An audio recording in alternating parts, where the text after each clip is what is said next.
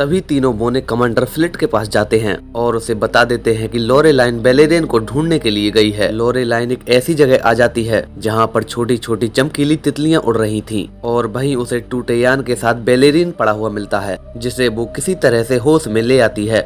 इधर जो म्यूल ग्रह का आदमी उन्होंने किडनैप किया था वो अचानक से काला पड़ने लगता है और वहीं पर फट जाता है। इधर लोरेलाइन और बेलेरियन उस जगह बुरी तरह से फंस चुके थे। तभी लोरेलाइन वहां पर उड़ती हुई तितली को हाथ लगाती है, लेकिन वो तितली अचानक लोरेलाइन को वहां से उड़ाकर ले जाती है, जिसे बचाने के लिए बेलेरियन भी तितलियों के साथ ऊपर आ जाता है, जहां कुछ अजीब तरह के भद्दे लोग थे जो लोरेलाइन को पिंजरे में बंद करके अपने घर में ले जाते हैं। लेकिन बेलेरियन उनके घर ऐसे नहीं जा सकता था, उसे वहां जाने के लिए उनके जैसा रूप बनाना पड़ता। तभी वो एल्फा के मेले में जाता है और वहां जाकर रूप बदलने वाली लड़की की तलाश करने लगता है। आखिर में बेलेरियन को उसका पता मिल जाता है। वो उस जगह का टिकट लेता है और उसका करतब देखने के लिए पहुंच जाता है।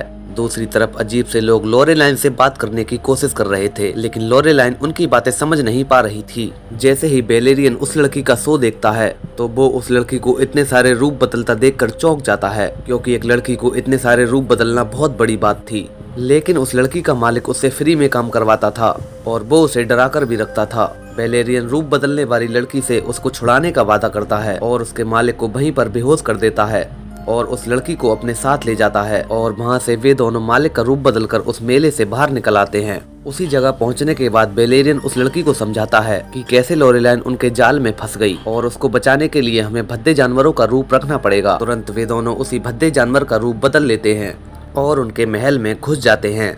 उन्हें अपने आप को इस तरह से चलाना था ताकि कोई पहचान न पाए। वहाँ पर सभी लोग फलों की टोकरियाँ अपने सिर पर रख रहे थे और वे दोनों भी उस टोकरी को अपने सिर पर रख लेते हैं। अंदर जाने के बाद वहाँ पर एक राजा बैठा हुआ था, जिसे बारी बारी से सब अपनी प्लेट का खाना टेस्ट करा रहे थे, लेकिन राजा को किसी का खाना पसंद नहीं आ रहा था। तभी वहाँ पर लोरेलाइन प्लेट में खाना लेकर आती है, लेकिन वहाँ का राजा लोरेलाइन के सर को अपना खाना समझने लगता है। वो उसे खाने ही वाला था, तभी बेलेरियन उसे रोक देता है और वहाँ सभी के बीच जमकर लड़ाई होने लगती है। तीनों मिलकर उन भद्दे लोगों से लड़ने लगते हैं, लेकिन उन लोगों की संख्या ज्यादा थी, इसलिए वो उन्हें नहीं रोक पा रहे थे। इसीलिए वो नीचे का जाल हटाकर वहां से भाग जाते हैं, जहां पर वो मोटे लोग नहीं घुस सकते थे। वे तीनों जहां पर कूड़ा आता था वहां पर बाहर निकलते हैं, जहां बेलेरियन रूप बदलने वाली लड़की को घायल देखता है। वो लड़की उन दोनों को हमेशा साथ रहने के लिए कहती है और बेलेरियन के हाथों में ही अपना दम तोड़ देती है। बेलेरियन और लोरेलाइन दोनों संक्रमित क्षेत्र की ओर आगे बढ़ते हैं, लेकिन वो समझ रहे थे कि वहाँ पर जहरीली गैस होगी, लेकिन वहाँ पर ऐसा कुछ भी नहीं था। वे आगे जाकर ढाले हुए एक बड़े से हॉल की तरफ पहुंचते हैं और जैसे ही वे वहां पर अंदर प्रवेश करते हैं तो उन्हें वहां पर बहुत सारे म्यूल ग्रह के निवासी मिलते हैं और वो ये भी देखते हैं कि कमांडर फ्लिट भी उनकी कैद में थे।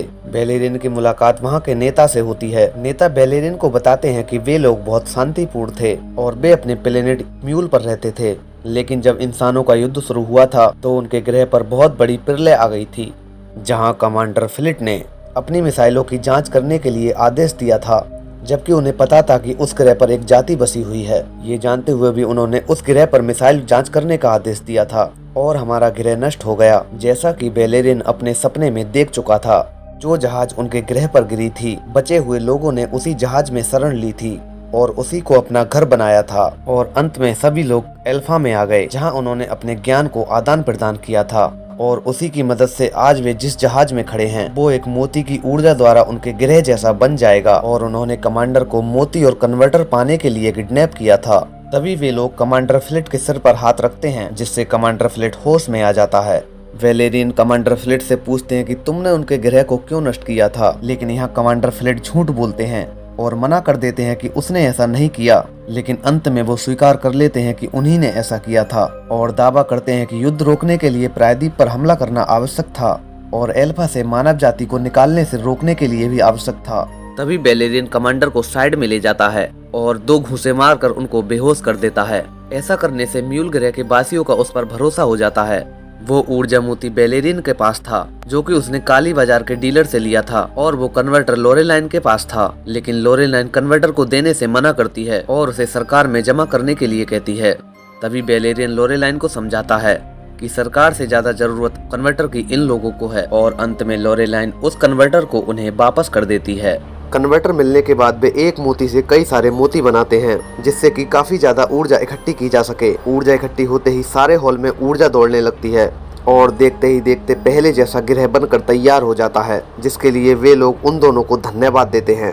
फिर बेलेरियन और लोरेलाइन अंतरिक्ष में जाने के लिए यान में बैठ जाते हैं और जो कमांडर आदत का अच्छा था वो कुछ सैनिकों को बेलेरियन और लोरेलाइन को बचाने के लिए भेज देता है।